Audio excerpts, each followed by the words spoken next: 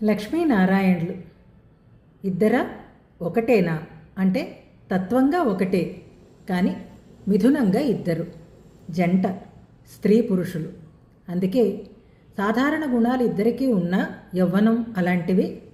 స్త్రీకి సహజమైన గుణాలు ఈమెలో ప్రత్యేకం, పురుషునికి సహజమైనటువంటి గుణాలు ఆయనకి ప్రత్యేకం అంటారు భట్టర్ వారు. పుంస్త్వ సులభాన్ స్త్రీత్వైకాంతాన్ గుణాన్ అని చెప్తారు. వాటిలో శత్రుశమనుడు ఆయన, స్థిరంగా ఉంటాడు.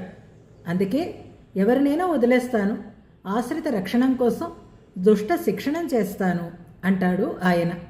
అది ఆయనకు ఉండేటటువంటి ప్రత్యేకత. అలాగే ఈమె మృదు హృదయ, కాఠిన్యమే ఉండదు. ఆమె దగ్గర ఉంటే స్వామిలో ఉండేటటువంటి కాఠిన్యం కూడా పోతుంది. కనుక మనస్సు చాలా మెత్తని మనస్సు అంటూ స్త్రీలలో కూడా ఆమెకే అసాధారణమైన గుణాలు చెప్తారు.